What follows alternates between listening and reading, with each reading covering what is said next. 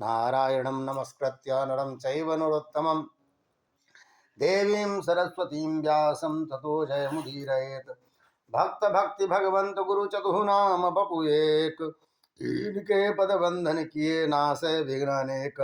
स्वामी मोहिन विसारिये लाख लोग मिल जाएं, हमसे तुमको बहुत हैं तुमसे हमको नाय। काहू के बल भजन है काहू के आचार, दास भरोसे कुंवरी के सोबत पाँव पसार। बोले वृंदावन बिहारी लाल की जय, श्री किशोरी जी की जय, श्री हनुमान जी महाराज की जय, श्री सद्गुरुदेव भगवान की जय, सर्व संत भक्त वैष्णवन की जय, गंगा मैया की जय, गैया मैया की जय, गिरिराज महाराज की जय। जय जय श्री राधे, जय जय श्री राधे, जय जय श्री राधे श्याम। अकारण करुणा वरुणालय भक्तवांछा कल्पतरु तड़िद्युत अभिनंदत पीताम्बर धारी। भगवान श्री कृष्ण उनकी परम प्रिया श्री किशोरी जी की असीम अनुकंपा से परम पावन यह श्रीमद् भागवत महापुराण की कथा बड़े भाग्य से सौभाग्य से अपने घर में यह जो है सो हो रही है। और इस गृह को परम पवित्र करती हुई यह श्रीमद् भागवत कथा आज द्वितीय दिवस में प्रवेश करती है। बारंबार प्रणाम श्री हनुमान जी महाराज को। जहाँ जहाँ भगवान की कथा होती है हनुमान जी महाराज सबसे आगे आकर के बैठते हैं। यत्र यत्र रघुनाथ कीर्तनम तत्र तत्र कृतमस्तकांजलिम बाष्पवारि परिपूर्णलोचनम मारुतिम नमत राक्षसांतकम। हनुमान जी महाराज को प्रणाम, अपने सद्गुरुदेव भगवान को प्रणाम करते हुए, माता पिता और अपने सभी श्रेष्ठजनों को प्रणाम करते हुए आइए कथा के इस क्रम में प्रवेश करें। कल हम सब ने जो है महात्मा कथा श्रवण करी थी, बाकी तो अध्याय के पाठ के क्रम में आप सब कथा थोड़ा बहुत जान पाते हैं। प्रथम स्कंध में कुल 19 अध्याय थे और मंगलाचरण के बाद सत्यम परम धीमहि, सत्य स्वरूप जो परमात्मा का है उनका हम ध्यान करते हैं, ऐसा कह के मंगलाचरण किया। और उसके बाद श्रीमद् भागवत का स्वरूप क्या है, निगम कल्पतरोर गलितम फलम शुकम खाद अमृतद्रव संयुतम पिबत भागवतम रसमालयम मुहुर्हो रसिका भूभावुका। निगम रूपी परिपक्व फल का यह जो है, परिपक्व वृक्ष का यह फल है, कौन है? श्रीमद् भागवत। निगम मतलब वेद, वेदांत, 4 वेद हैं, उपवेद हैं और उसके अंतर्गत फिर बहुत सारे पुराण स्मृतियां हैं। उन सब का जो है वो जो वृक्ष है, उस वृक्ष का ये वृक्ष है, टहनियां हैं, डालियां हैं, पत्ते हैं, उसमें जो फल है वह श्रीमद् भागवत है। और बड़ा मीठा है, क्यों? क्योंकि सो भगवान सुखदेव ने उसको अपने मुख से छुआ हुआ है। इसको पीना हो तो 2 स्वरूप आदमी के हृदय में बने रहना चाहिए, एक रसिक होना चाहिए, एक भावुक होना चाहिए। आप यदि भावुक और रसिक नहीं है तो भागवत कथा ऊपर से निकल आएगी, नहीं समझ में आएगी, आनंद नहीं आएगा। रस लेने के लिए व्यक्ति को भावुक बन करके उतरना पड़ेगा। जो प्रेम होता है ना, अपनत्व में होता है। जैसे आपको आपका बेटा बड़ा प्रिय होगा, है ना, अभी मालूम चल जाए तो मैया उठ के चली जाएंगे, अरे बेटवा हम आए, हम नहीं जाएंगे। क्यों? आपके बेटा में आपको प्रेम है, हमें नहीं होता है ना। जब आप अपने वाले को अपना मानते हैं तो प्रेम, जब हम उसको अपना मानने लग जाएंगे तो हमें भी प्रेम हो जाएगा। तो जो अपनत्व है भावुकता से आता है, रसिकता से आता है भागवत के प्रति, है ना। जैसे आपको सबकी चर्चा लोग सुनाए तो आपको नहीं प्रिय लगेगा, पर अपने बेटवा के विषय में बताएं तो प्रिय लगेगा। क्यों? उसमें मोह है, उसमें माया है, उसमें ममता है, उसमें स्नेह है ना, तो प्रिय लगता है। जिसको धन में बड़ा प्रेम हो, उसको कोई धन की चर्चा करे, भैया बढ़िया बढ़िया धंधा बता रहे हैं आपको, बड़ा मुनाफा होगा, आदमी सब काम छोड़ के सुनेगा, रात में 12 बजे फोन उठा के सुनेगा। क्यों? धन में बड़ा बुद्धि लगी रहती है आदमी। जिसमें प्रेम होगा उसकी बात अच्छी लगेगी, समझ रहे हैं। तो पहले क्या 2 कोटियां बताई, रसिक बन के सुनिए और भावुक बनकर सुनिए। क्योंकि भगवान जो है रसो वही सह, भगवान कौन है? बोले महाराज जो रस जो भी होता है ना, जिस चीज में आनंद है ना, वो आनंद ठाकुर जी, जो रस है वो ठाकुर जी हैं। तो रसिक बन के सुनिए और भावुक भाव से भर करके सुनना चाहिए। गोस्वामी तुलसीदास जी से किसी ने पूछा भगवान को कैसे प्रेम करें, कोनो मीटर उटर होगा, कोनो तराजू, इतना करो, ऐसे करो तरीका यह है, कोई उदाहरण दीजिए संसार का। तब उन्होंने कहा, जही विधि प्रीत कीन सुत बित सो, वैसे प्रभु सो की जय। जैसे पुत्र से प्रेम किया, जैसे धन से प्रेम किया, जोगा के रहते हैं, संभाल के रहते हैं, रास्ता में जब चलते हैं तो मार अंटी ऐसे खोस के, पहले तो सब सील लेते थे ना, और तब उसको रखते थे रुपया को, और कमाल तो काटने वाले वहू में काट लेते थे, हैं? ऐसा होता था। बोले महाराज ऐसा रखे थे अंदर किसी को पते न चले। होता क्या है कि जितना पैसा रहेगा ना, आप कितने भीड़ में हो छूते रहेंगे उसको, लोगों को समझ में आ जाता कोनो माल वाल हो, नहीं तो किसे काट लेगा भाई। हाँ, कहने का मतलब क्या है, उतने भीड़ में, भड़के में, झमेले में, धक्के में रहने के बाद भी ध्यान नहीं मिटता। ऐसा ही ध्यान भगवान में, समझ रहे हैं? संसार में जिस तरह का ये धक्के में जो है, संसार में बड़ा धक्का है महाराज, सब परेशाने रहते हैं अपने हिसाब से, सब बड़े धक्के में, बड़े परेशान हैं, उनकी स्थितियां बड़ी खराब। एक से एक व्यक्ति है जिसके जीवन में लगेगा सबसे सुखी व्यक्ति यही है, उसके बाद ही उसके जीवन में बड़े दुख दिखाई देते हैं। यह संसार का स्वरूप है, यूं कथा चल रहा है तो साथ में। तो महाराज ये जो है किसी को भी देखेंगे लगेगा यह सुखी है, पर मूल स्वरूप सुख वही है जहाँ ठाकुर जी का कीर्तन, जहाँ ठाकुर जी का भजन है, जहाँ ठाकुर जी की सेवा है, मूल सुख वही है। भले ही वहाँ बैठा हुआ व्यक्ति भी उधर के चिंतन करता हुआ सुखी समझ में आता हो, उनको लगता होगा यही सुखी है, पर सही पूछे तो सुखी व्यक्ति वही है जिसकी भगवान में अनुरक्ति लगी हुई है, भगवान में बुद्धि लगी हुई है, जिसका ध्यान भगवान में लगा हुआ है। नहीं तो बाकी सब संसार में दुखी है। यह स्वरूप है। रसिक बन करके सुनिए, भावुक बन करके सुनिए तो आपको प्रेम बनेगा। इसके बाद क्या हुआ, इसके बाद क्या हुआ, ऐसी कथा में जिज्ञासा बनी रहेगी। तो भूमि भावुका, तो बोले रसिक और भावुक बन करके आप सुनिए। मोर हो रस, कहते हैं बार बार पीजिए। कब तक पीजिए? बोले महाराज जब तक यह शरीर लय न हो जाए भगवान में, जिसके विषय में चिंतन कर रहे हैं, जिसके विषय में सोच रहे हैं, जिसके विषय में सुन रहे हैं, जिसको बोल रहे हैं, जब तक उसमें मिल न जाए तब तक सुनते रहे। आलयम पिबत, हमारे यहाँ वेदांत में बड़ा सुंदर शब्द है लय। लय क्या होता है? बोले मिल जाना, नहीं, मिल जाना नहीं होता है। जैसे एक आप जो है एक बूंद पानी गिराइए बाल्टी भर पानी में, गिराए ना, तो गिराए तो क्या हुआ, जब ये गिरा उसमें बिंदु अलग था, दिख रहा था, आपको मालूम है ये साइज है, जब भी गिरा उसमें, उसके बाद कोई खोल के माइका नाल निकाल दे, बिंदुआ कहाँ गया? नहीं मिलेगा। क्यों? क्यों? तो बोले कहाँ गया? तो बोले मिल गया। नहीं, मिल गया से बढ़िया शब्द है लय हो गया। अरे भैया वो पानी का ही अंश था, उसी में जाके उसके ही जैसा हो गया। ठीक है ना? पानी का ही अंश था, जल कहाँ था, पानी का ही अंश था, उसमें मिला तो उसी के जैसा हो गया। वैसे ही हम सब भगवान के अंश हैं, और जब तक भगवान में लय नहीं हो जाते तब तक इसको सुनते रहिए। लय हो जाना मतलब मिल जाना।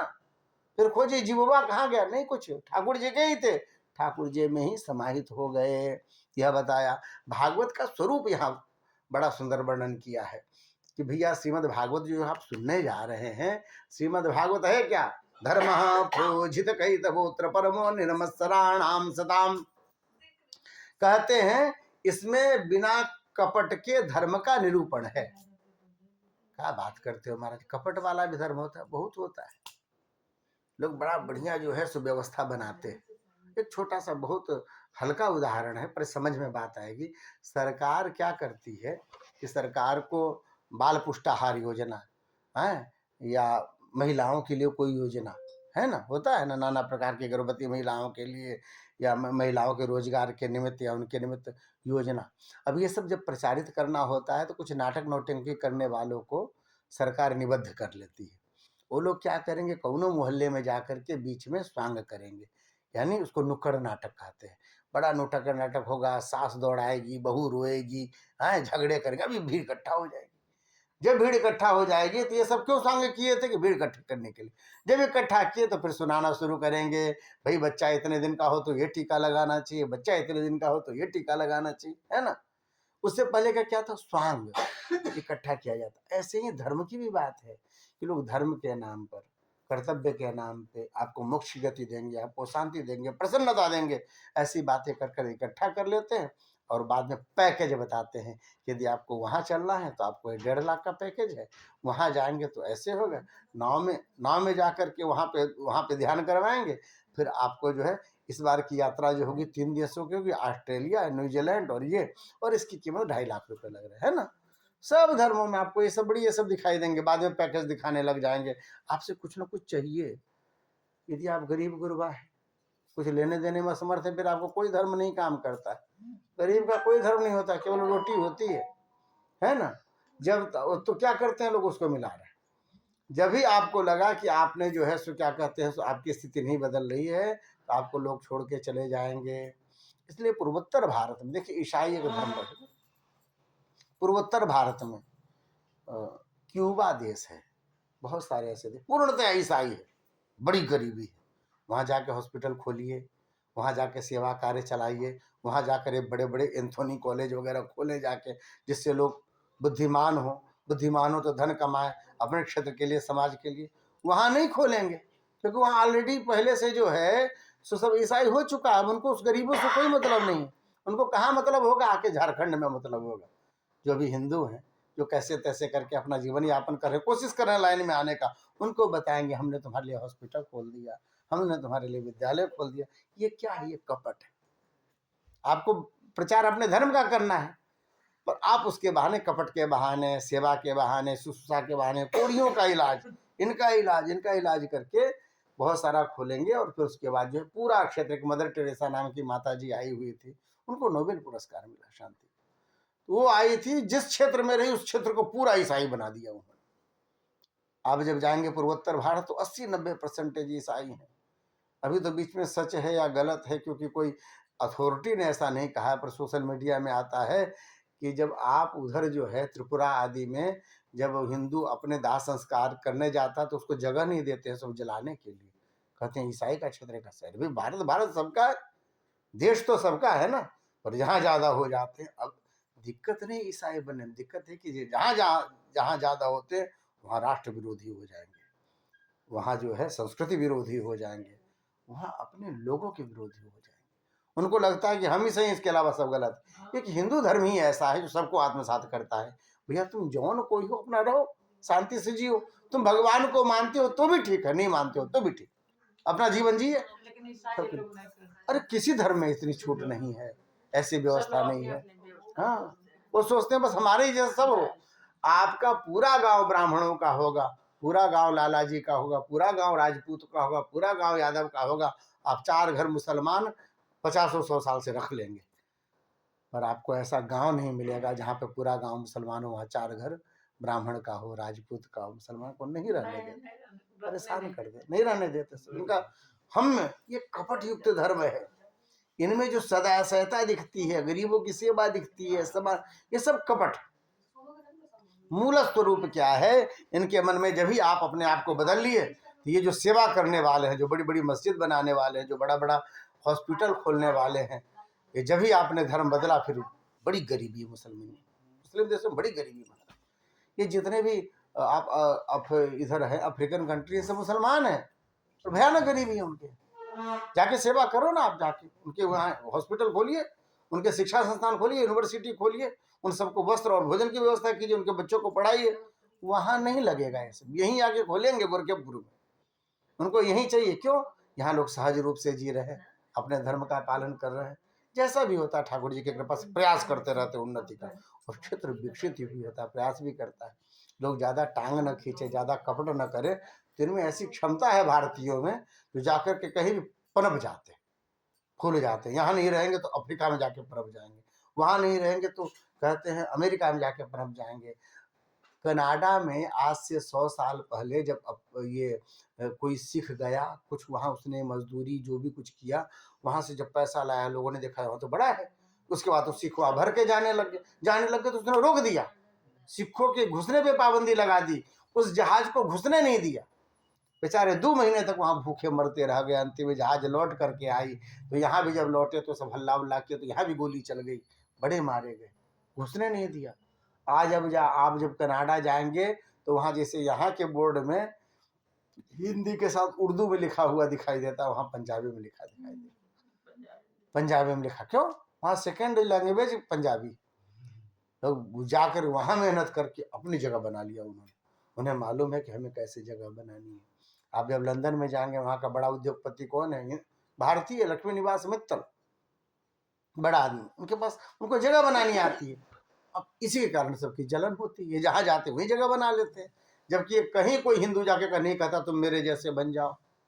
भैया आप जहाँ हैं, हाँ, आप ईसाई हैं, आपका ईसाई के रूप में प्रणाम है, आप अपने गिरजाघर जाओ, हम अपनी पूजा कर लेते हैं। तो हमारे यहाँ ये नहीं होता, इसलिए बताया गया धर्म प्रोजित कही तो वो परमो निर्मत्सराणाम सताम। हमारे यहाँ कपट रहित धर्म का उल्लेख किया गया है।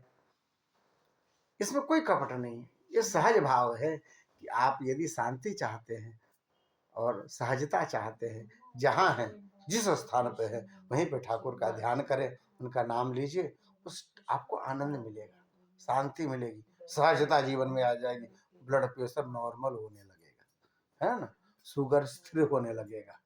ये सब चिंता से तो बढ़ते हैं सब, नाना प्रकार की बुद्धि, यहाँ से जनरेटर गड़बड़ाएगा और धुआं फेंकना शुरू करेगा आदमी, यहाँ होता है। तो धर्म प्रोजित कही तो वो उत्तर परमो नमस्काराणाम सताम। पहला बात, कपट रहित धर्म का उल्लेख है, भगवान का नाम लीजिए, सब काम आपका बनेगा, कुछ नहीं करना। फिर किसके लिए है यह श्रीमद् भागवत? कह कि सबके लिए है। बोले नहीं महाराज, सबके लिए नहीं। किसके लिए है? जिसके हृदय में मत्सरता नहीं, जिसके हृदय में ईर्ष्या नहीं है, जिसके हृदय में दूसरों के लिए कोई कुभाव नहीं है, उनके लिए श्रीमद् भागवत है। एक होता है मच्छर जो बाहर से काटता है, एक होता है मत्सर जो भीतर से काटता है। ये देखो हम इतनी मेहनत करते हैं, इतना पूजा पाठ करते हैं, एक को व्रत नहीं छोड़ते, एकादशी हो, सोमवार हो, पूर्णिमा हो, तब वो देखो हमारे यहाँ नहीं आता। वो सामने वाला तो कुछ मेहनत नहीं करता, 10-11 बजे दिन में सो के उठता है, आज तक कभी उसको मंदिर जाते नहीं देखा, और उसका देखो जौन कारोबार धंधा करता सब चटक जाता है, नई नई गाड़ियां आ रही हैं। ये इसको मत्सरता बोलते हैं, भक्त के हृदय में नहीं होनी चाहिए। क्यों? भक्त के हृदय में इसलिए नहीं होनी चाहिए कि सब अपने अपने प्रारब्ध को भोगता है, आप उसका प्रारब्ध नहीं भोग सकते। उसने जब कमाया था, जब जैसा पाया था अपना भोग रहा। पिछले जन्म में बहुत गंगा जल चढ़ाया होगा, नहीं कुछ किया होगा, माई बाबू की बड़ी सेवा की होगी, हैं, बाबूजी के पांव धो धो के पिए होंगे, बाबूजी लाठी भी मारते होंगे तब भी उनके कपड़े ठीक करते होंगे। होता है ना, पुण्य कैसे हो जाए कोई नहीं जानता। ठाकुर जी कहाँ से कैसी व्यवस्था करा दे और आपका जमा हो रहा होगा। पाप कैसे हो जाए कोई नहीं जानता। आपको लगता रहता है आप सहजता से कर रहे हैं, हो रहा है कि पाप। बहुत काम करने से पाप होते हैं, बहुत काम न करने से पाप बन जाता है, यह नियम। तो ये सब समझना चाहिए। यहाँ पर बता रहे हैं निर्मत्सराणाम सताम, जिसके हृदय में मत्सरता नहीं होती ना, उसके लिए यह श्रीमद् भागवत। जिसके हृदय में मत्सरता होगी उनको फिर भागवत जो है सो प्रिय नहीं होगा, है ना, उसको भागवत प्रिय नहीं होगा और उसको भागवत समझ में नहीं आएगी। निर्मत्सराणाम सताम वेद्यम वास्तवमत्र वस्तु शिवदम तापत्रयोन्मूलनम। अच्छा भैया, इसमें निरूपण किस वस्तु के विषय में किया गया है? शिवदम, शिव का अर्थ होता है कल्याण।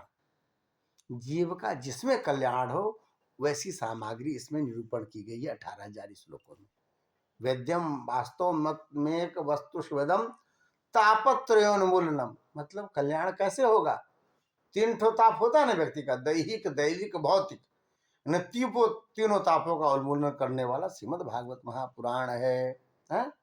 श्रीमद् भागवते महामुनिकृते किंबा परईरीश्वर। अच्छा भैया इतना ही फायदा है? बोले नहीं महाराज, इतना ही फायदा नहीं है।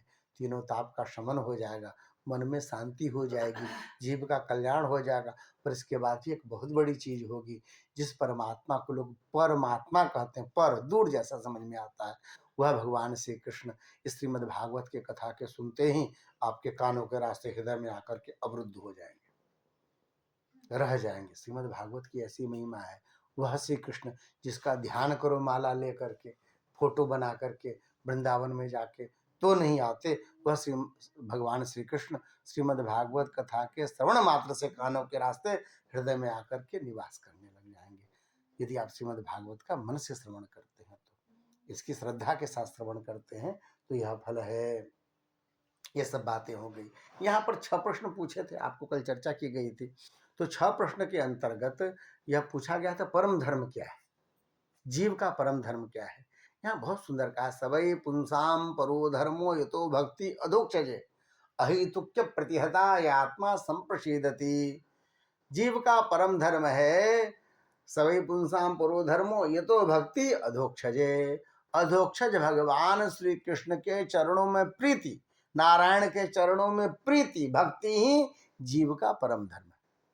यह शरीर हमें इसीलिए प्राप्त हुआ। इस शरीर का मूल धर्म यही है कि भगवान के चरणों में भक्ति हो। कैसी भक्ति हो, उसमें 2 स्वरूप बतलाया गया है, एक अहेतुकी, एक अप्रतिहत। अहेतुकी मतलब बिना कारण के, अकारण हो। जीवन में थोड़ा टेढ़ा प्रसंग आया, तो अब लगा कि ये हल तो अब होगा नहीं, अब परेशानी हो रही है, तो फिर अपना देवी देवता, भगवान, ग्रह गोचर, जब पंडित जी, झाड़ फूंक सब खोजना शुरू किया आदमी। नहीं, ये ब्रह्म जी, ये नीम वाली माता जी हैं, वहाँ तोता मैना मस्जिद सब जगह घुमाए कि हमारे जीवन में टेढ़ा है ऐसा। जब भी ठीक ठाक हुआ फिर भूल गए कहाँ तोता मैना है, कहाँ इंद्रजाल है, कहाँ पे क्या है, सब खत्म हो। भगवान भी वही, भूत भी वही। अहेतुकी करना चाहिए, बिना कारण के। जिस भगवान ने उठने बैठने की शक्ति, जिस भगवान ने खाने पीने के लिए सब बनाया, जिस भगवान ने भूख बनाई, जिसने भोजन बनाया, सब व्यवस्था करी ठाकुर ने, जिसने इतनी ठंड में भी छत दिया है हमें, जो हम लोग बैठ के कथा सुन पा रहे हैं, जिस भगवान ने इतनी सारी व्यवस्था की। बहुत सारे संसार में ऐसे लोग हैं जिनके हमारा संतान नहीं होता रहता, तो लोग सोचते रहते हैं अकेले ठाकुर जी ने लाला दिए हैं 2 4 5 तो हैं, उन सब का मुंह देखे। ये भी ठाकुर जी की कृपा थोड़ी नहीं कि अंबानी बना दें तब भी कृपा होगा, ये नहीं है। अंबानी भी उतना सुखी नहीं है, आप हो सकता है उससे ज्यादा सुखी हो। लाला दिया ठाकुर जी ने, हैं धन दिया इतना जो कम से कम व्यवस्था अपने भी खा पाए। तो यदि कोई मांग जाए उसको भी मफलर उफलर कान में डाल के चले आते हैं, लो भैया तुम्हारे काम आएगा। भगवान की कृपा ही है, फिर काहे का हेतु करें। जितनी चीजें जीवन में आपको दिख रही हैं ये केवल कृपा है। इसके लिए हम लोग कुछ नहीं करते, हम अपने 24 घंटे का स्मरण करें, वह 24 घंटे में वो कोई 24 सेकंड ऐसा जो मैं केवल भगवान को देता हूँ, ऐसा ही नहीं हो पाता। 24 सेकंड भी हम ठाकुर जी के नहीं है। यदि एक बार माला लेकर के बैठते हैं, जो 1 मिनट का होता है, उसमें भी बुद्धि महाराज दूध गैस पे चढ़ा हुआ रहता है, हाँ उसका धीमे करके आया रहता है कि उबल न मार दे, एक के माला करना है। उधर से अगरबत्ती पे ध्यान जाता है, फूलबत्ती पे ध्यान जाता है, बीच में बच्चे चाय चुई करते हैं। 1 मिनट का जब भी आदमी सहजता से नहीं कर पाता, उस ठाकुर जी ने इतनी व्यवस्था करके दी। जिसका नाम लेना है, थैंक यू बोलना है। कोनो सेठ साहूकार का हो तो 12 घंटे महाराज हिलने नहीं देता। प्राइवेट नौकरी में कही जाती है कि महाराज भले ही आप जीएम हो, पर आपका माथा जो उसके चप्पल के नीचे ही रहता है। स्थिति ये होती है, देंगे भले 5 करोड़ रुपया महीने की सैलरी, लेकिन आप कर्मचारी ही हैं। और आपको 12 घंटे एकदम सचेष्ट रहना है, 24 घंटे 12 घंटे। आप समझिए तो मजदूर की बात है, तो मैनेजर है उनको 24 घंटे, रात में 12 बजे कोई दिक्कत होगी, मशीन गड़बड़ाएगी, दौड़िए। ये स्थिति होती है। यहाँ ठाकुर ने सब दिया है, पर पूछते भी नहीं तुमने हमारे लिए क्या किया, हमारे लिए क्या व्यवस्था करी। तो क्या करना चाहिए, जितनी देर करें सहजता से अहेतुकी भक्ति करनी चाहिए, बिना किसी कृपा ही कृपा है उनकी। और कैसे करनी चाहिए, अप्रतिहत करनी चाहिए। एक ठो नियम बनाए, 2 दिन चला, फिर तीसरे दिन से खत्म है। लोग अभी मंगल आरती करेंगे तो 3 दिन तो उठे ठंडा में, अब किए फटाफट कैसे कैसे नहाए धोए गए, और चौथे दिन से जड़ाए गए। अब मालूम हुए 2 दिन तो छूट गया, उसके बाद फिर छूटे गए अल्लाह ना। नहीं, अप्रतिहत छोटा सा भी नियम रखे, नित्य का नियम रखे जो चलता रहे। तैल धारावत, जैसे तेल गिराते हैं ना, उसमें पॉइंट पॉइंट नहीं गिरता, सीधे धारा गिरती है, वैसे तैल धारावत जो है अप्रतिहत अपने नियम चलने चाहिए। यह बताया, ठीक है। जीव का परम लाभ यही है कि व्यक्ति को भगवान नाम का स्मरण हो, भगवत लीला चिंतन हो, और जीवा से भगवान नाम का उच्चारण हो। प्रेम से कहिए राधे राधे, जय श्री राधे, जय श्री श्याम। ये जीवा को बोलने का अभ्यास कराना चाहिए, क्योंकि इस शरीर का लाभ सबसे बड़ा यही है कि आप जो है अपने इस शरीर से उस पर ब्रह्म परमात्मा की प्राप्ति कर लें। वह प्राप्ति तब संभव है या तो बहुत से पुण्य हो, नहीं तो सहजता इतनी हो, न पुण्य हो न पाप हो। क्योंकि आप प्रतिदिन हम लोग जो चलते हैं सुबह से शाम तक बहुत सारे पाप बनते हैं, बहुत सारे पुण्य बनते हैं। पुण्य बहुत बनता हो चाहे नहीं बनता हो, पाप तो बहुत बारे बनते हैं। और नियम है कि जब तक शरीर में पाप या पुण्य बना रहेगा ना, तब तक आपको भगवान की गति नहीं होती। पुण्य बना रहेगा तो स्वर्ग मिल जाएगा, काटो, ऋषि लोक मिल जाएगा, पितृलोक मिल जाएगा पुण्य के प्रभाव से। पाप बना रहेगा तो नरक वरक में जाना पड़ेगा, कुत्ता बिल्ली बना देंगे, युगांडा में भेज देंगे, हैं पत्ता लपेट के घूमना पड़ेगा, कहीं कपड़ा नहीं। अभी डॉक्टर साहब की यहाँ कथा चल रही है 5वें स्कंध में, उसमें भारत का चल रहा है प्रसंग 18वें अध्याय में। उसमें यही आया है कि भारत ही एकमात्र कर्म भूमि है, बाकी भोग भूमि है। यहाँ जो आप कर्म करेंगे उस कर्म के अनुसार आपको फल की प्राप्ति हो जाएगी। अमेरिका में करेंगे फल की प्राप्ति नहीं होगी, वो भोगने के लिए है बस। वहाँ का वो क्षीणे पुण्य मरते लोकम विसंति, उसके बाद फिर से आपकी या तो दुर्गति होगी। बड़े कर्म किए तो गाजा वाजा में जन्म दे देंगे, खाता रहेगा आदमी, सोचेगा लड्डू आएगा तो बम आगे गिरेगा नहीं थाली में, या तो गाजा में हो जाएगा और नहीं तो फिर अमेरिका में का यूरोप में हो जाएगा जन्म। सब कुछ है। वहाँ का गरीब भी है तो महाराज 50 लाख की गाड़ी मेंटेन करता है, तो बोले बड़ा गरीब आदमी है, 50 लाख का गाड़ी है इसके पास। नहीं, जैसा क्षेत्र वहाँ वैसे गरीब, उनके अपने अपने क्षेत्र की गरीबी होती, तो वह स्वरूप है। तो और जगह भूमि भोग भूमि है, हमारे यहाँ कर्म भूमि है। यहीं के पुण्य के प्रताप से आप भगवान के शरणागति को प्राप्त कर सकते हैं, इस भारत भूमि की महिमा। इसलिए देवता भी यहाँ पे जन्म लेना चाहते हैं। हम लोग खूब कथा सुनते हैं, अम्बरीश जी ने दोबारा जन्म लिया है, अमुक देवता पुनः जन्म लेकर के आए, ये इंद्र थे, ये नहुष थे, है ना। ये हम लोग देवताओं के विषय में सुनते, क्यों? उनके मन में आता रहता है कि सब बड़े भाग्यवान हैं। अब बताइए, जयसवाल जी का यदि मन हो कि कल चलो अयोध्या चलते हैं, मन ही है, और उसका मन ही है तो जयसवाल जी क्या करेंगे? गाड़ी उठाएंगे, मन करेगा तो चलो, धीरे से गए, शाम तक बात पुरानी, राम मंदिर का दर्शन करके चले आए। ऐसा स्वर्ग वाले नहीं कर सकते हैं, नहीं कर सकते महाराज, इतनी सहजता नहीं है। ठाकुर जी अयोध्या के बगल में 120 किलोमीटर के किनारे में जन्म दे दिए हैं। मन हुआ वृंदावन जाने का तो सुबह में छपड़ा मथुरा में बैठे हैं, शाम को मथुरा में आप पहुंचे हुए हैं रात में 9 बजे। तो ठाकुर जी की कृपा है, पास में भी है, स्मरण में भी है। भगवान ने ऐसे वंश में जन्म दिया है जहां पर ये सब चर्चा होती। कृपा है गोविंद की, ये सब कृपा है ठाकुर जी की। तो यह सब जो शरीर की प्राप्ति हुई है, इस शरीर के प्राप्ति का मेन उद्देश्य यह है कि आप ऐसा कर्म करें जिससे अंत में आपकी भगवान में मति लग जाए, हैं? अंते नारायण स्मृति, ये शब्द है। लाभ यही है इस शरीर का कि अंत में नारायण की स्मृति हो। फिर आप जो भी कर्म करेंगे वह कर्म विष्णु परक होना चाहिए, भगवत परक होना चाहिए, तभी स्मृति बनती, तभी स्मृति बनती। क्या नहीं, कुछ नहीं है। तो तभी जो है सो नारायण स्मृति बनती है, जब आप जीवन में उसको बनाए रखते हैं। इसीलिए वैष्णवी क्रियाकलाप में कहते हैं जो कुछ भी करें वो ठाकुर जी को समर्पित कर दीजिए, है ना। सोते इसलिए हैं कि सुबह में ठाकुर जी की सेवा समय पे हो पाए, जगते इसलिए हैं कि भैया चलो अब पहले ठाकुर जी की कर लें, भोग इसलिए बनाते हैं, खाते इसलिए, कमाते इसलिए हैं तो भैया कमाएंगे तब ना ठाकुर जी का कोई उत्सव हो जाएगा, समैया कर लेंगे। मथुरा जाने का बड़ा मन है, कैसे आएंगे? कमाएंगे नहीं तो जाएंगे कैसे, हैं? बाकी ये वैष्णवी प्रकृति है जिसके कारण बुद्धि में सदा ठाकुर जी का स्वरूप बना रहे। सब कुछ वैसे ही आप देखते होंगे, अच्छे अच्छे सेठ हैं, बढ़िया रहते हैं, सब चक रहते हैं, व्यवस्था भी ठीक है, व्यापार भी पर है क्या, सब कुछ ठाकुर जी का है। ऐसा मान करके ठाकुरवाड़ी है, ठाकुर जी की सेवा है, ब्राह्मण सेवा है, संत सेवा है, गौ सेवा है ना। अपने गोरखपुर में भी खूब है, गीता वाटिका का गौशाला है, गोविंद गौशाला है ना, खूब गौशाला है। कौन चलाते हैं? यही सब चलाते हैं जो धन्ना सेठ है। तो क्यों कमा रहे हैं? भैया गौशाला के लिए कुछ करना है, इसके लिए करना है। अब इतने के लिए आप करेंगे तो ठाकुर जी आपके बच्चों के लिए नहीं करेंगे? करते हैं फिर ठाकुर जी, सब व्यवस्था करके देते हैं। और जो आदमी खाली बचवे के लिए सोचता है उनके लिए भी नहीं कर पाता बेचारा, न गौशाला के लिए कर पाता है, न संत सेवा कर पाता है, न ताम झाम रख पाता है, दिन भर बच्चे के विषय कैसे बचवा बढ़ी, पढ़ते नहीं हो, अब बतावा क्या करेगा है। जब ऐसा हम सोचने लग जाते हैं तो धीरे धीरे हमारी मानसिक स्थिति भी वैसी हो जाती, सिमट जाती। बड़ा सुंदर आया उसमें 5वें स्कंद में, कल सुना रहे थे डॉक्टर साहब को, तो उसमें आया है कि भगवान सामने वाले को देखते हैं, यदि व्यक्ति कहता है हमें आपके अलावा कुछ नहीं चाहिए, कुछ चाहबे नहीं कीजिए, अरे मांगो भाई, माई बाबू कहते हैं मांग लो, लिख देते हैं, चलो 2-4 कट्ठा तुमको दे दें, बड़ी जमीन है हमारे पास।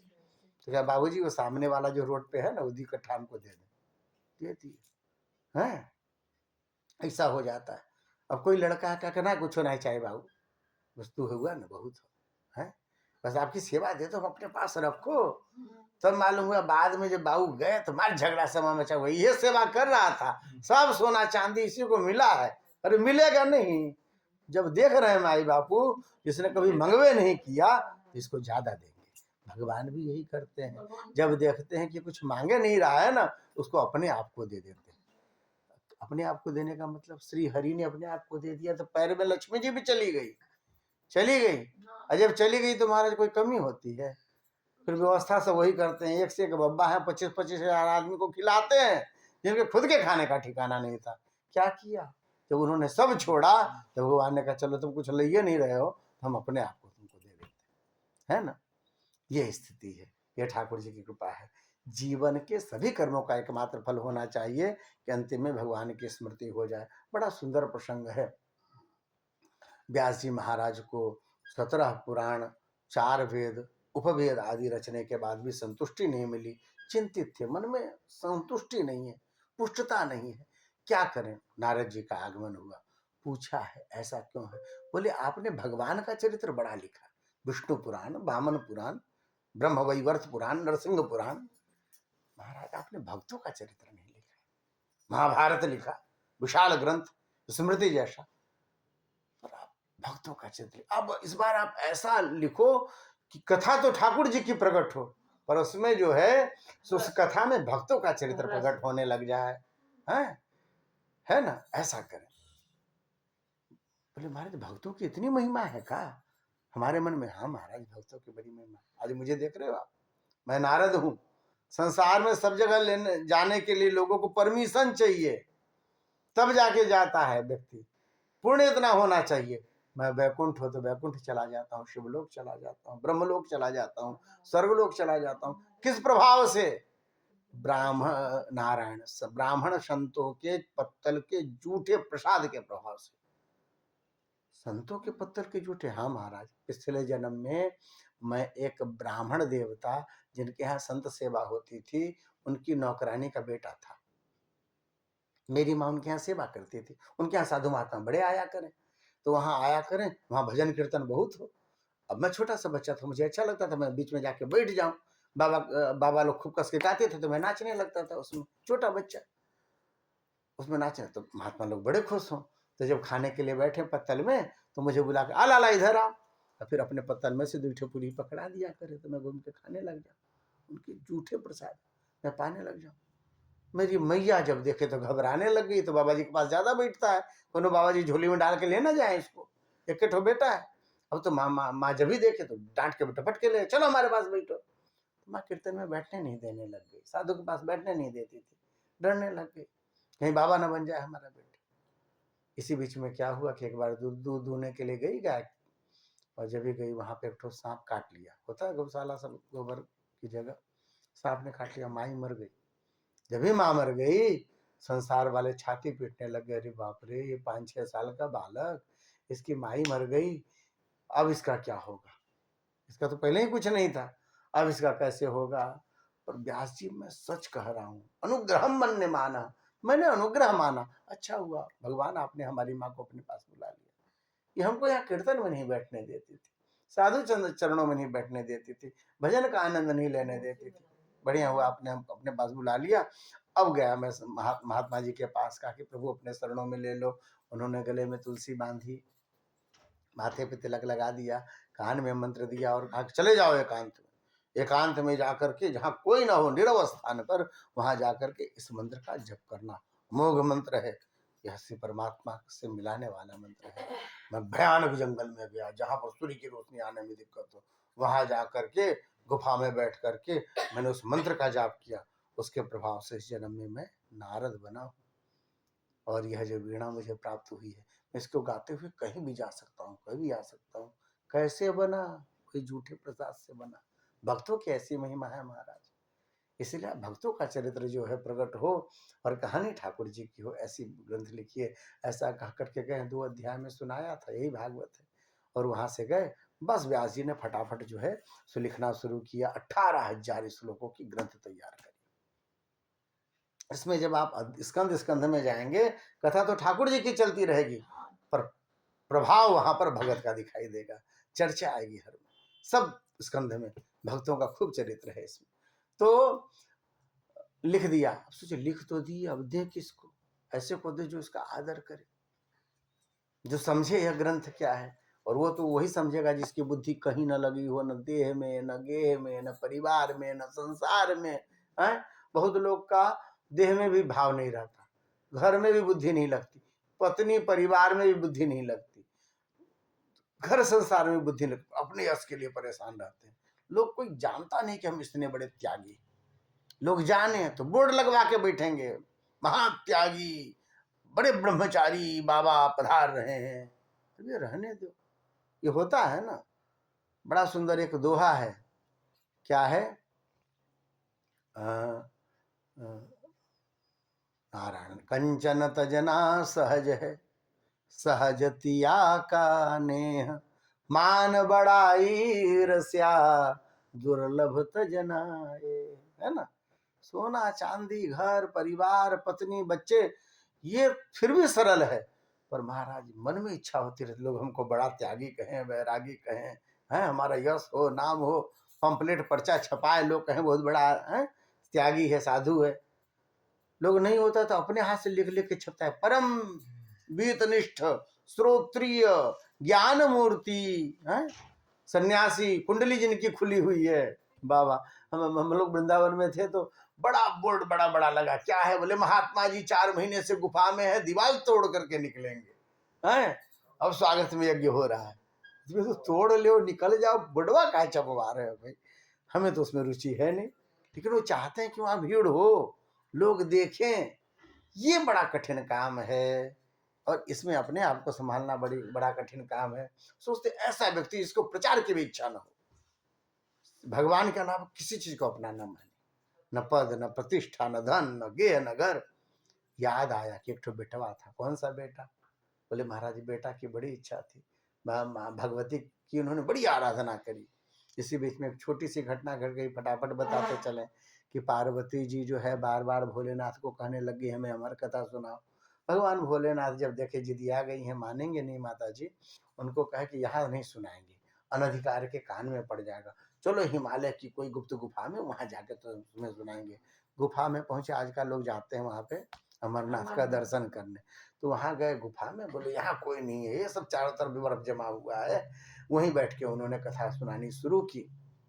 माता जी लोग दिन भर बड़ी परेशान रहती है, सुबह 6 बजे से लेकर रात में 10 बजे तक इनको छुट्टी मिलती नहीं है। आधा माता जी तो सब भाई कथा जहाँ होती है वहाँ 70% माता जी आती हैं, उसमें से 50% सोने लगती हुई बैठी बैठी। क्यों? दिन भर की थकी हैं, 10 ठो काम, छुट्टी तो रहती नहीं 1 मिनट की। ऐसा ही पार्वती मैया के साथ भी हो। भाई हम लोग तो ऐसे 2 मुंह वाले बच्चे मिले, उनको तो हाथी का मुंह वाला बच्चा मिला, एक तो 6 मुंह वाला बच्चा मिला। सबके टेस्ट अलग अलग होंगे, ये कहेगा हम चिप्स खाएंगे, ये कहेगा नहीं हम मीठा खाएंगे। नहीं, ऐसे बच्चे उनको मिले हुए हैं। एक तो शेर मिला हुआ है, उसको खिलाना, एक तो मोर मिला हुआ है, ऊपर से सांप बिच्छू अजगर सब अलग अलग से हैं खाने वाले। इतने की व्यवस्था माता जी को करनी पड़ती है। इसलिए माता जी तो थकी थी, माता जी को नींद आने लग गई। संयोग से कभी कभी संयोग लड़ता है, वहां पे एक सुखी अपना अंडा रखी हुई थी, बर्फ बर्फ पड़ने लग गया तो बेचारी आ नहीं पाई वहां तक। वो अंडा जो है अचानक उसी बीच में फूटा और फूटा, उसमें से बालक निकला। उसके कानों में भगवान शिव के मुख से अमर कथा सुनाई दी। जीवन भगवान शिव के दर्शन हो जाए, उनकी वाणी सुनाई दे दे, आदमी ऐसे भी देवत्व को प्राप्त हो जाता है। उन्होंने कहा था भगवान भोलेनाथ ने बीच में हूं हूं करते रहना, हम तो आंख बंद के कथा करते हैं, हमको पता नहीं चलेगा तुम सुन रही हो कि नहीं सुन रही हो। तो बीच में उनको नींद आने लगी, उन्हें हूँ हूँ बंद किया, इधर सुख ने हूँ हूँ करना शुरू किया। जब भी कथा पूरी हुई, आंखें खोले तो देखे मैया तो सोई पड़ी है। तो बोले जगाया, तुमने कथा नहीं सुनी? फिर हुंकार कौन भर रहा था बीच में? तब चारों तरफ दृष्टि घुमाई, जब भी देखा यहाँ पे सुख के छोटे बच्चे को, अरे इस अनधिकारी ने कथा सुन ली। अब भोले बाबा की आंखें घूमी, बेचारा छोटा सा सुख घबराया, भागा वहां से, भागा भोले बाबा त्रिशूल के पीछे पीछे। ये भी उनकी लीला है। अब बाबा किसी को पुछवाए तो सुगा भाग जाएगा, भगवान की लीला, महत्व देना चाहते हैं जीव को। वो भागता भागता गया, वहां पर व्यास जी की पत्नी जो है मध्याह्न का समय झाड़ू लगा रही थी, अचानक हांफाई आई, हाँ जब मुंह खोल के हाँ पेट में गया, बस। अब भोले बाबा त्रिशूल लेकर लौट गए, क्या करें, हुआ में त्रिशूल डालेंगे, होगा नहीं ना, प्राण चला जाएगा, ब्राह्मणी है। चुपचाप चले गए बेचारे। अब ये बालक जो है सो धीरे धीरे क्या है, 9 महीने हुए क्या बालक, तब तो जन्म ले लेगा बालक के पेट में। तो उसने कहा कि नहीं हम बाहर नहीं आएंगे, धीरे धीरे शरीर तो बड़ा होता जाता है बालक का। व्यास जी मनाते हैं, अरे सुखदेव बाहर आ जाओ, बात करते हैं। बोले नहीं हम बाहर नहीं आएंगे। बोले क्यों? बोले संसार में बड़ी माया है, हम फंस जाएंगे, अंदर में तो हमें बड़ा कष्ट है। अंदर कैसी जगह है वहां पे रहना? तो बोले वहां बड़ा कष्ट। बोले कष्ट है तो क्या है, भगवान का निरंतर स्मरण बना रहता है। व्यक्ति अच्छे समय में ठाकुर जी को भूल जाता है, जब कष्ट में होता है तो स्मरण होता है। हमें भी कष्ट में, हमें यहाँ बड़ा आनंद है, क्यों? भगवान का स्मरण बना रहता है, हम बाहर नहीं आएंगे। 12 साल तक माँ के कोख में रह गए। माँ को काम करने में बड़ी तकलीफ होती, व्यास जी मना रहे हैं। अंतिम में भगवान ने आकर के सांत्वना दी कि सुनो तुम्हें कुछ नहीं होगा, तुम्हें जो है सो कुछ भी नहीं होगा, हमारी माया तुम्हें नहीं व्यापेगी, चले आओ। जब भी ऐसा कहा तो महाराज वो फिर जन्म ले ली। 12 वर्ष का बालक जन्म लिया है। जन्म लेते ही 12 वर्ष का बालक चल फिर सकता है, तुरंत जो है सो चल दिए, अभी नाल ही कटा था, चल दिए उठकर। अब तो पीछे पीछे भागे भागे जा रहे, अरे तुम्हारा कोई संस्कार ही नहीं हुआ, ब्राह्मण 16 संस्कारों से युक्त होना चाहिए, तुम्हारे कोई संस्कार नहीं हुआ, न तुम्हारा मुंडन हुआ है, न तुम्हारा यज्ञोपवीत संस्कार हुआ है, तुम्हारा वेदाध्ययन हुआ है, ऐसा कैसे होगा? तुम ब्राह्मण के बालक हो तो ब्रह्मस्वरूप होना चाहिए तुमको। वो जा रहे हैं पीछे पीछे, उनको बोलने के लिए जा रहे हैं, पुकारते पुकारते थक गए हैं। इनके पुकार को, रात में ही पुकार को इतना आर्त होकर के पुकार रहे थे। इतने दिन के बाद तो बेटा हुआ था बड़ी मुश्किल से, और ये भी जा रहा था, तो बेचारे पुकार रहे थे। इनकी पुकार को सुनकर के पेड़ों में भी प्राण आने लग गए। उन लोगों ने भी पुत्र पुत्र पुत्र कह के पुकारना शुरू किया। उनकी आवाज में आवाज मिला के पूछा है, तुम सब कैसे बोल रहे हो? तुम सब तो पेड़ हो, जड़ हो, मैं बोल रहा हूं तो ठीक है मेरा बेटा है, तुम सब कैसे बोल रहे हो? तुम तो जड़ हो ना। बोले महाराज जड़ कौन है? बोले तुम सब हो। चेतन कौन है? बोले आप हैं। बोले महाराज कैसे चेतन हो आप? हम जड़ हैं, फिर भी हमारे में जितना भी फल लगता है साल में, एक को फल कोई पेड़ खुद नहीं खाता, संसार को बांट देता। अरे जो ईटा और हाँ डांटा डंडे से मारता है कोई, उसको भी हम खाली नहीं लौटाते, उसको भी 4 फल देते हैं। आपको भगवान ने एक फल दिया है जो पूरे संसार का कल्याण करेगा, महापरमहंस जीव का कल्याण कर, आप उसको घर में लगाना चाहते हैं। बेटवा का मुंडन नहीं भई लो, अभी फिर जनेऊ नहीं हुआ, शादी ब्याह करेंगे, पोता पोती खिलाएंगे, हैं संसार का कल्याण करने दीजिए। अब बात समझ में आई, लौट के चले गए। लेकिन जब अब जो है इन्होंने भागवत लिख ली, अब स्मरण आया किसको दे, उसी को देना चाहिए जो किसी को ना देख, किसी को ना देखे, जिसने बाप को भी लौट करके नहीं देखा भगवान के अलावा, उसी को देना चाहिए। पर मिलेगा कैसे? ब्राह्मण बालकों ने आकर के सूचना दी। विद्यार्थी पढ़ते थे ना, सब साधु महात्मा अपने यहाँ विद्यार्थी रखते थे। आज भी आप आश्रमों में जाएंगे तो बड़े साधु महात्मा के यहाँ विद्यार्थी सब मिलेंगे, पढ़ते हैं और किंकर करते हैं अपने आश्रम का। तो वो जाते थे गाय चराने के लिए, वहां देखा सुखदेव जी को बैठे हुए, आकर के सूचना दी। उन्होंने कहा जाकर के श्लोक सुनाओ भागवत की। तो बोले महाराज 15 दिन हो गए, अभी तक उनका पद्मासन नहीं खुला है, शरीर में कोई हिलते, लगता कि मूर्ति है, हिलते डुलते नहीं, ध्यान में बैठे, निराकार ब्रह्म की उपासना। जाकर के श्लोक याद कराए, भगवान के दिव्य स्वरूप का चिंतन वाला श्लोक है, 10वें स्कंद के 20वें अध्याय का। बरहा पीडम नटवर बपु कर्णयो कर्णिकारम बिभ्रदवासः कनककपशं वैजयन्तीं च मालां रन्ध्राण वेणोरधर सुधया पूरयन् गोपवृन्दैर् वृंदारण्यम सपदरमणम प्राविशद गीत कीर्ति। एक बड़ा सुंदर गोपाल बालक, श्याम शरोरु, बड़ा सुंदर श्याम रंग है, बड़ी बड़ी आंखें, कमल के समान बड़ी बड़ी आंखें, लंबी आंखें कान तक। बगल वाले को देखना हो तो सिर नहीं घुमाना पड़ता महाराज, आंखें वहां तक पहुंचती हैं। घुंघराली अलके हैं, बड़ा सुंदर तिलक लगाया, मोर मुकुट धारण किया माथे पे महाराज। उनकी अलके ऐसी घुंघराली हैं कि जब मुख पर आ जाती हैं तो भगवान धीरे से हटाते हैं, ऐसा लगता है जैसे बादलों के बीच से चंद्रमा प्रकट हो गया हो। मैया ने बड़ा सुंदर सजाया है, श्रृंगार किया हुआ है, पीतांबर धारण कराई है, बड़ी सुंदर फेटा बांधा है महाराज।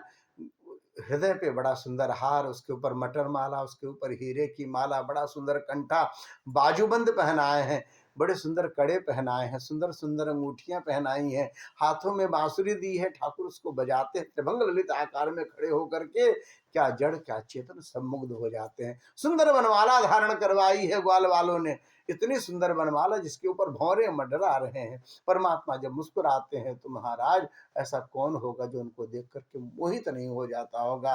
वृंदावन के रमण रेती में, यमुना के किनारे, उस कदम वृक्ष के नीचे परमात्मा जब खड़े बंशी बजाते हैं तो मृग, मृगी, बछड़े, गाय, पेड़ों के ऊपर बैठी हुई चिड़िया, बंदर सब एक टक देख रहे हैं, जैसे लगता है किसी ने मूर्ति बना करके बैठा दिया हो।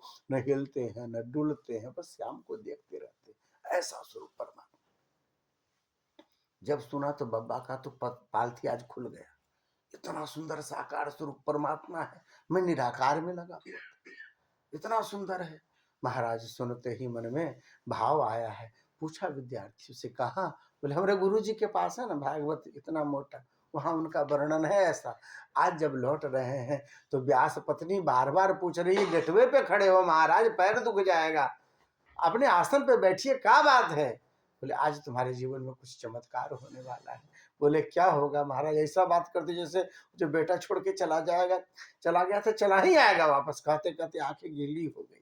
व्यास पत्नी के एक बेटा था, हाँ, आंखें गीली हो गई।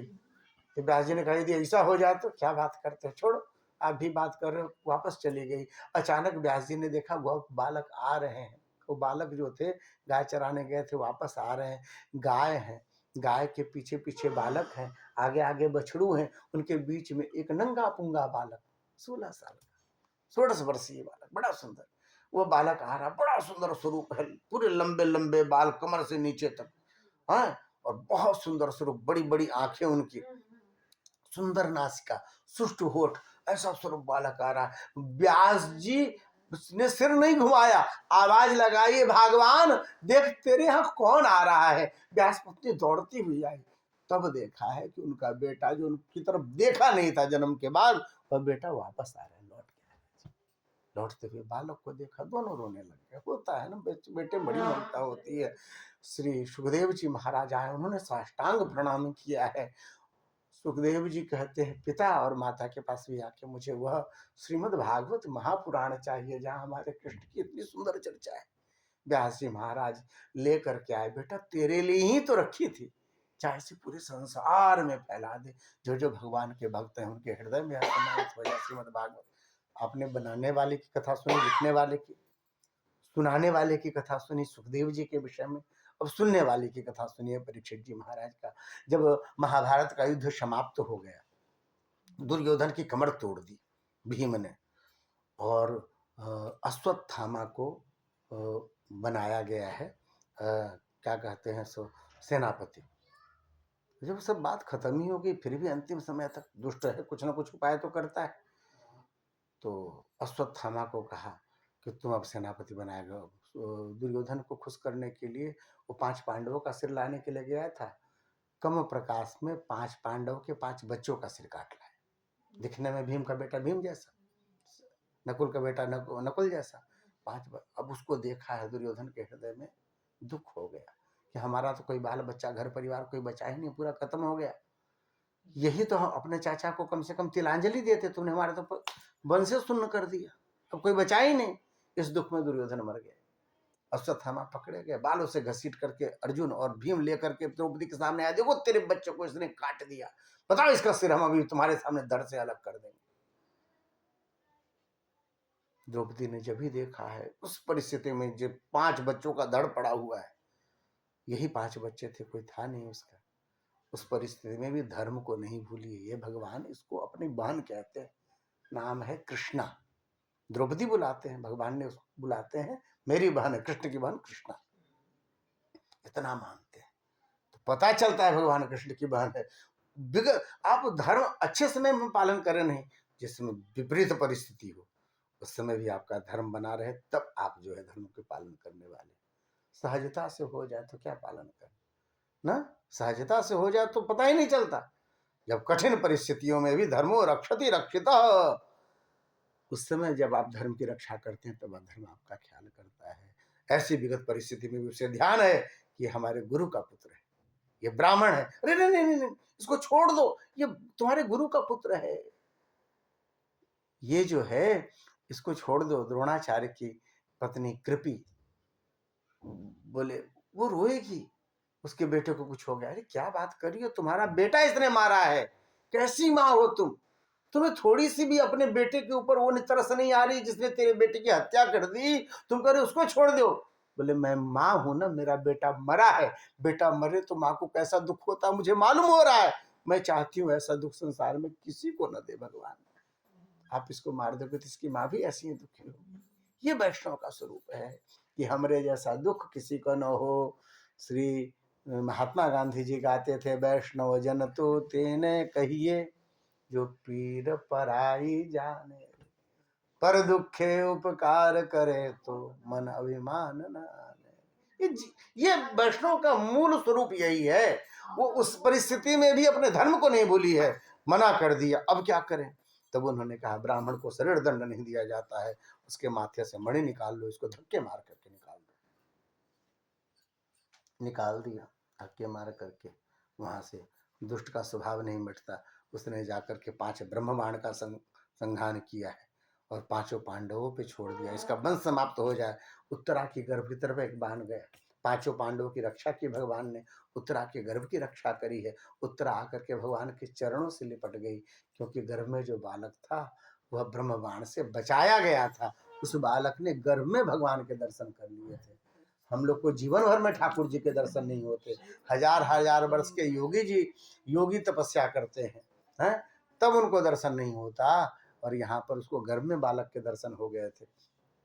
महाराज भगवान ने रक्षा करी है, कुंती ने बारंबार स्तुति करी है और कही प्रभु जब जब हम कठिन परिस्थिति में आए, आपने हमें अपना दर्शन दिया, आप हमें बचाने के लिए आए।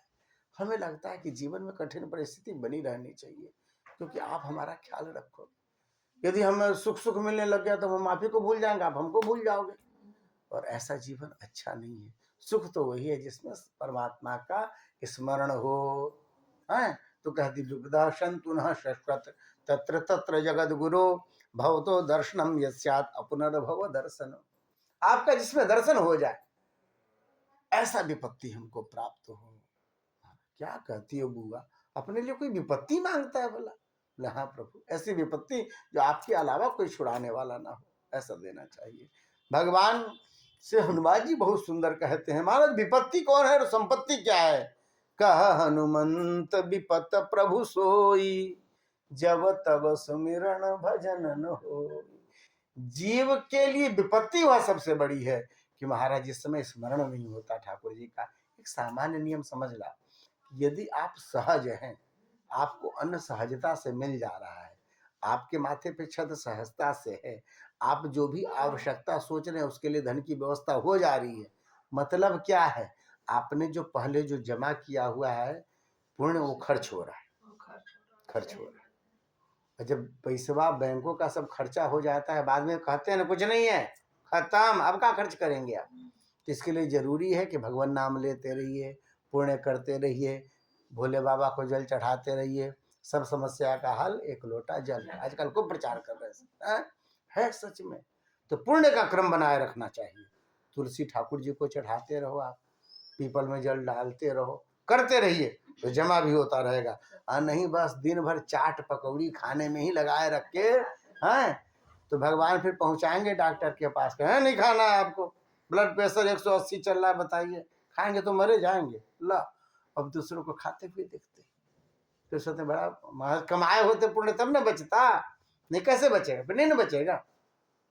इसीलिए जीवन जब सहज चल रहा हो, इसका मतलब आप पुण्य का जीवन कठिन चल रहा हो, बड़ा कठिन समय, सुबह होता है तो शाम का समय कठिन है, कठिन समय चल रहा है, मतलब जो भी पाप ताप हैं वो धीरे धीरे कट रहे हैं, इस बीच में पुण्य करें। अब जब टेढ़ा समय तो खूब नाम जपना चाहिए, उस समय लोग टोकते टाकते भी कम है, ऐसी स्थिति रहती है, उस समय खूब नाम जपना चाहिए। होता क्या है, जो क्योंकि अपने कष्ट के कारण जो भी पाप था वो कट ही गया, इस बीच में जो पुण्य हो गए उसके प्रभाव से जो शेष बचा रहा वो समाप्त हो गया, फिर सहजता हो गया। यानी कमाना मत छोड़िए, चाहे नाम कमाइए चाहे पैसा, कमाना नहीं छोड़ना चाहिए आदमी को। यदि आपने कमाना छोड़ दिया तो फिर कैसे चलेगा, नहीं चलेगा, जमा तो खत्म ही हो जाता है।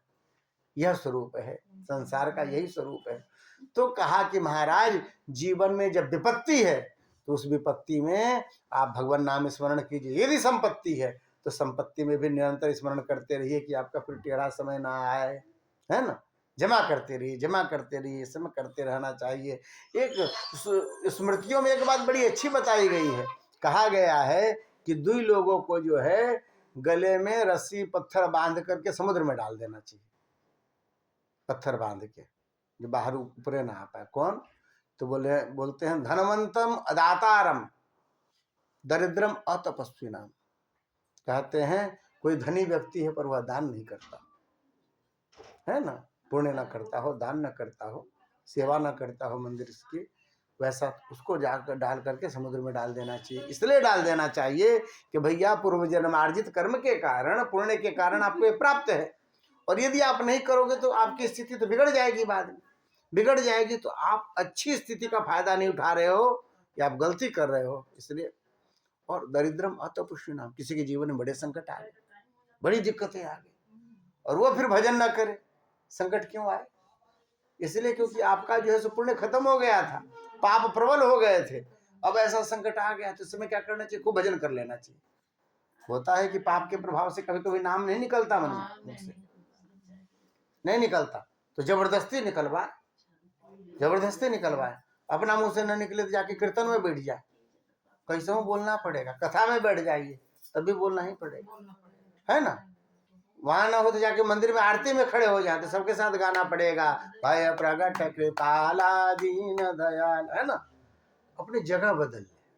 अब समझ जाए कि हमारे पाप का प्रभाव है जिसके कारण हमें पुण्य में बाधा हो रही है, कथा में हमें कथा सुनते नहीं बन रहा है, पूजा में हमको खड़े होते बैठ रहे हैं, ठाकुर जी के सामने बैठे हैं तब वो हमको याद नहीं रहा है, तब क्या करें? जगह बदल लें, है।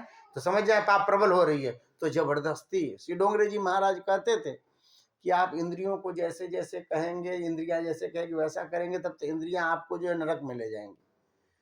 तब जीव आपको जब बहुत कहे कि हमको रसगुल्ला खिलाओ, रसगुल्ला खिलाओ, रसगुल्ला खिलाओ, तो उसको एक गिलास नीम पीस के पिला दीजिए जीव को, हाँ अब खाओ रसगुल्ला, तो शांत हो जाएगा थोड़े दिन, है ना।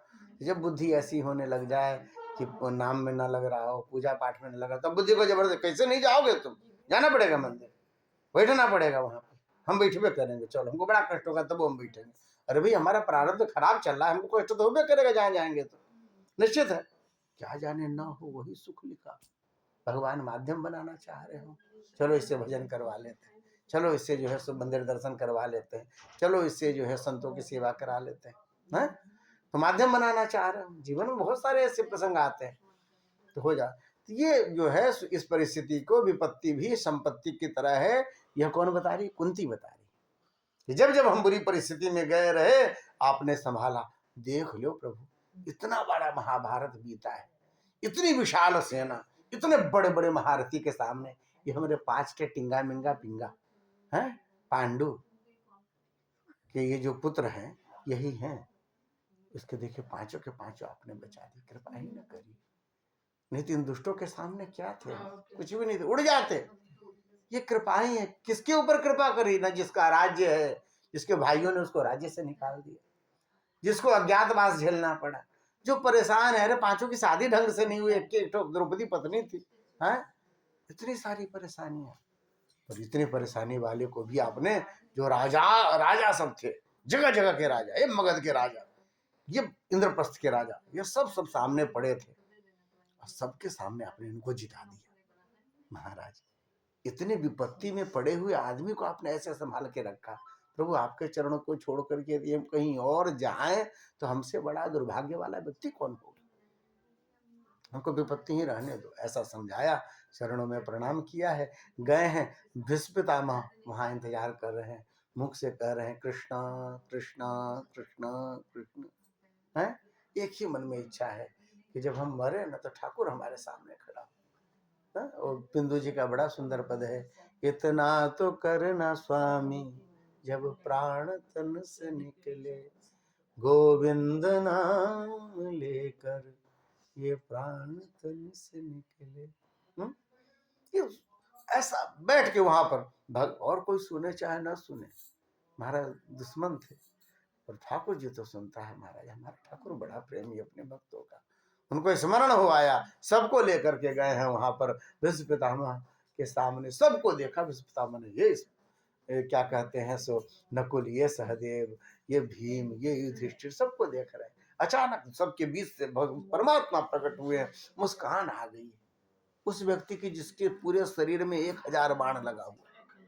एक तो कांटा चुभ जाता, हम देख रहे थे उंगलियों में, पता ना क्या चुभ चुभ कर रहा है ना, इतना दुखता है। जिसके पूरे शरीर में आर पार हजारों बाण लगे हों, वह व्यक्ति मुस्कुराया है और कहा ठाकुर बड़ा इंतजार किया, इनका इच्छा मृत्यु का वरदान प्राप्त है, जब चाहे तब मर जाए, प्राण को संभाल के रखा है। क्यों? बोले श्याम को देख के मरेंगे, कन्हैया को देखते हुए मरना चाहते हैं। देखो हमने अभी तक तुम्हारी प्रतीक्षा की ना, अब 2 मिनट तुम प्रतीक्षा कर लो। सदैव देवो भगवान प्रतीक्षताम कलेवरम यावदिदमिहिनोम्यहम प्रसन्नः सारो लोचनो लशन मुखाम्बुजो ध्यान पथश्चतुर्भुज। वह जो है आप प्रतीक्षा कीजिए कि जब तक हमारे शरीर से प्राण न निकल जाए।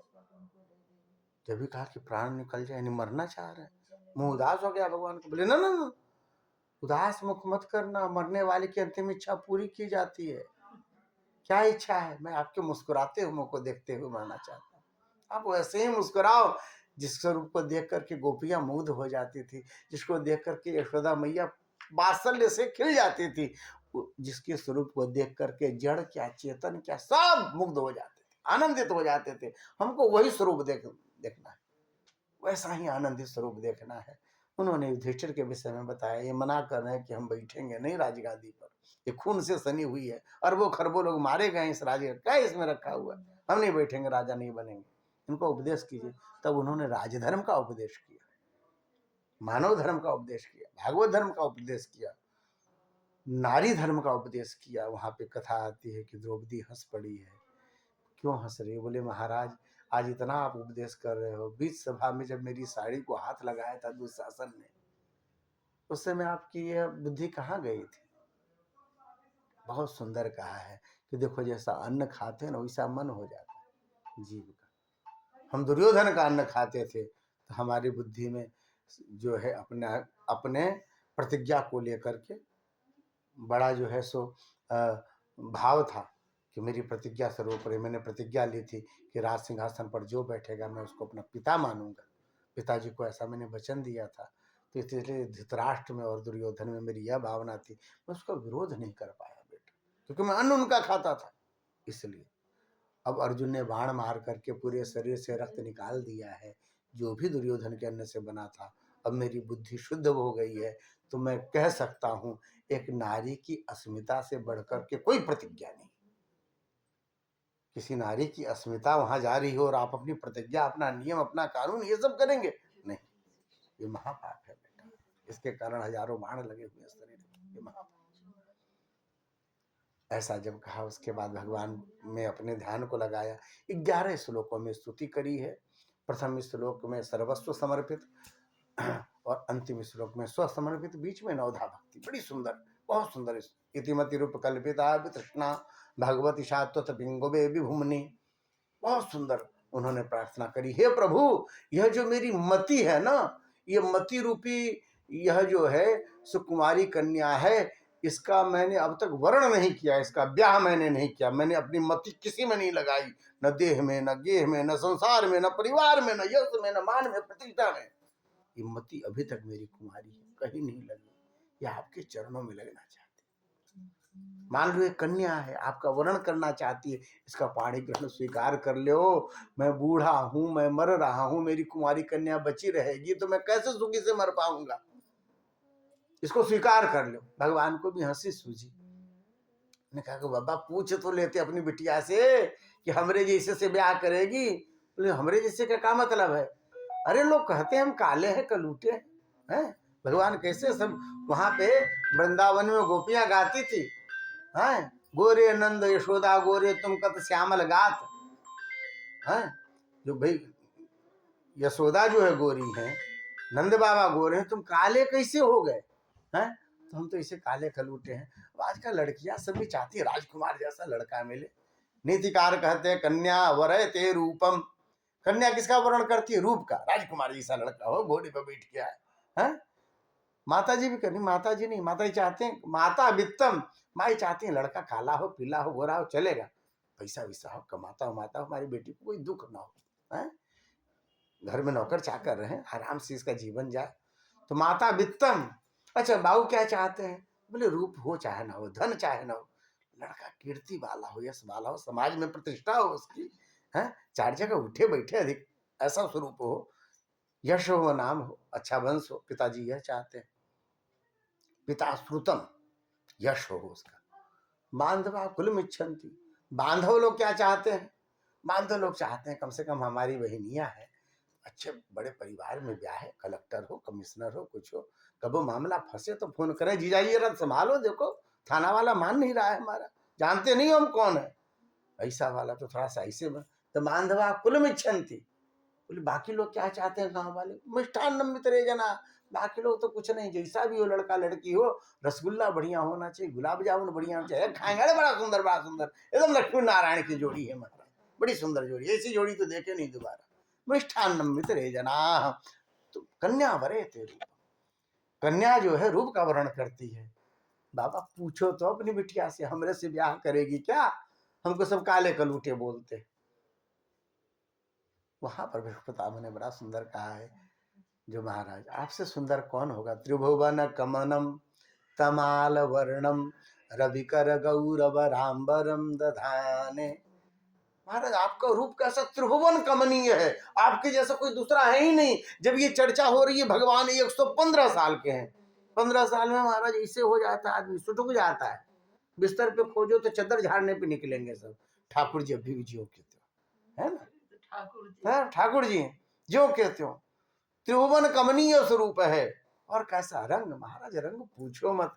आदमी हर समय सोचता ऐसे ही है क्या? नहीं नहीं, ऐसे नहीं, इससे भी अच्छे है।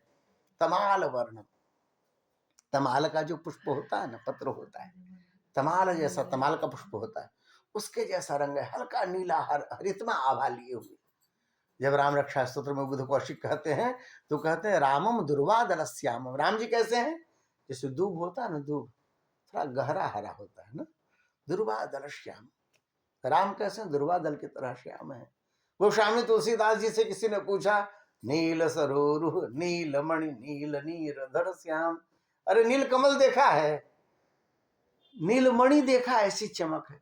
अरे आकाश में बादल देखे हैं जिसमें पानी नहीं रहता, वो सफेद होता है, पर पानी से भरा हुआ बादल हो एकदम श्यामला, वैसे हमारे ठाकुर जी का कलर है ना।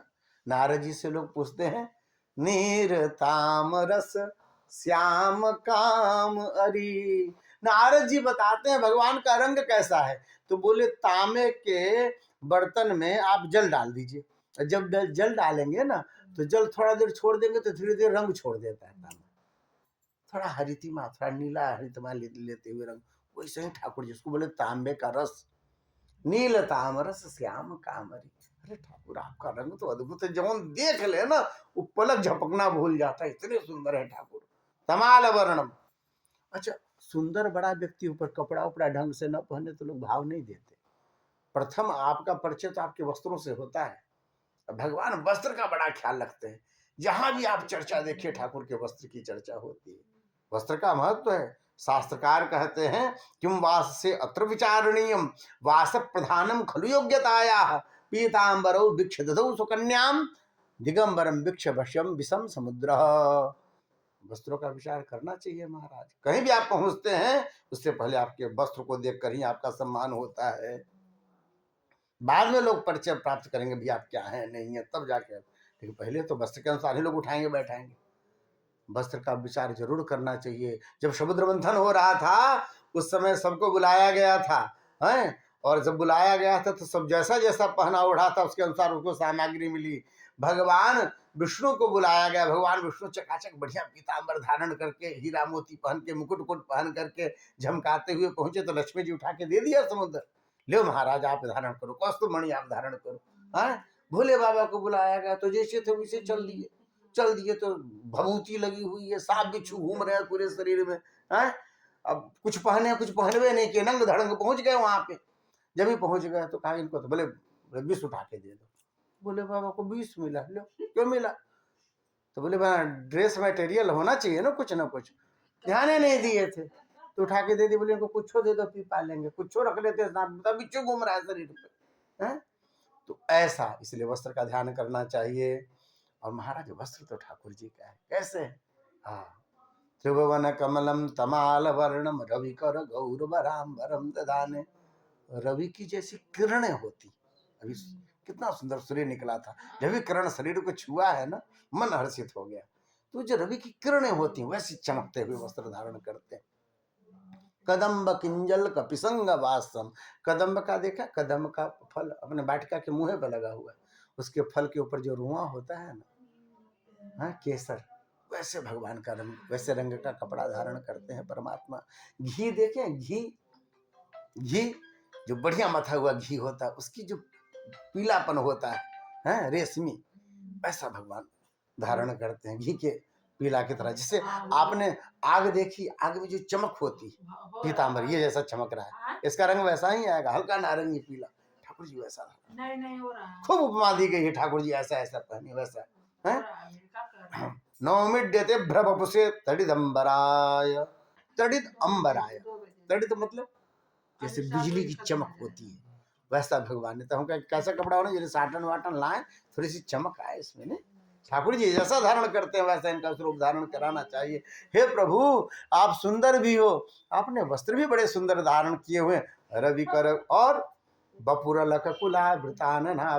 अच्छा वस्त्र भी सुंदर हो, आप भी सुंदर हो, पर आपने बाल वाल स्टाइल से नहीं बनवाए हुए, ऐसा ही करके चले आए जैसे भूत ऊत खिला के आ रहे हो, तो लोग मानेगा? नहीं मानेगा। बाल भी स्टाइलिश होना चाहिए। अरे पता नहीं, हम सुने हुए हैं ऐसा कि एक जगह तो लड़के का सब कुछ ठीक था, उसके बाद भी लड़के को फेल कर दिया लोगों ने। क्यों? लड़की से पूछा गया क्यों नहीं करना इससे शादी? बोले माथे पे तेल चपोड़ा था, देहाती लग रहा था पूरा, कहा शादी करें इससे? आजकल होता है ना, तो ये स्वरूप है। भगवान हमारे ठाकुर के बाल कैसे, बाल की चर्चा होती है नागिन की तरह, है बाल की चर्चा होती है। कहते हैं